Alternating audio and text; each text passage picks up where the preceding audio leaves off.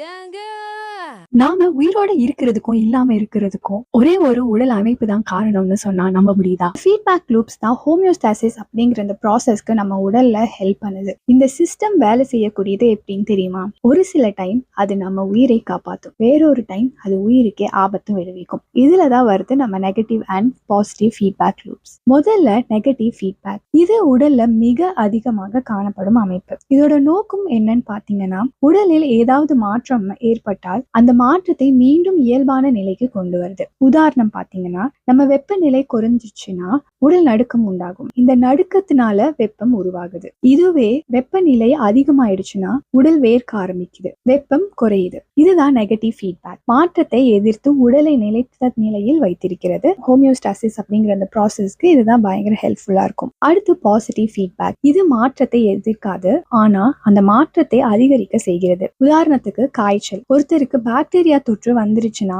நம்மளோட immune system, அதாவது எதிர்ப்பு சக்தின்னு ஒண்ணு இருக்கும், இது உடல் வெப்பநிலையை உயர்த்த சொல்லுது. இதனால காய்ச்சல் வரும். ஆனா சில சமயங்கள்ல இதை உடம்பு கட்டுப்படுத்த முடியாம தீங்கு விளைவிக்கக்கூடிய பாசிட்டிவ் ஃபீட்பேக் லூப்பாக மாறுது. வெப்பம் அதிகரிச்சு மெட்டபாலிக் ரேட்டும் கூடி ஒரே நேரத்துல நடுக்கமும் வரும், வேர்வையும் வரும். வெப்பநிலை 108 டிகிரி ஃபாரன்ஹீட், அதாவது 42 டிகிரி செல்சியஸ்க்கு மேல போனா மிகவும் ஆபத்தானது. ரெண்டாவது எக்ஸாம்பிள் பார்த்தா பிளட் கிளாட்டிங், அதாவது ரத்த கட்டுதல் அப்படின்னு சொல்லலாம். அதாவது விரல்ல கத்தி பட்டுருச்சு, இதனால நமக்கு ரத்தம் வந்துட்டு இருக்கு. அந்த இடத்துல பிளேட்லெட்ஸ் அப்படிங்கிற ஒண்ணு காயத்தை மூட ஆரம்பிக்கும். இந்த பிளேட்லெட்ஸ் ஒரு ரசாயனத்தை வெளியிலாக்கும். இந்த ரசாயனத்தினால நிறைய பிளேட்லெட் அந்த இடத்துக்கு வர செய்யும். இது ஒரு பாசிட்டிவ் ஃபீட்பேக் லூப். காயம் மூடப்பட்டதும் இந்த லூப் முடிஞ்சிடும். இது நன்மை தருகிற பாசிட்டிவ் ஃபீட்பேக். சுருக்கமா சொல்லணும்னா, நெகட்டிவ் ஃபீட்பேக் அப்படிங்கிறது உடலை நிலைத்த நிலைக்கு கொண்டு வருது. பாசிட்டிவ் ஃபீட்பேக் அப்படிங்கிறது மாற்றத்தை வலுப்படுத்துது.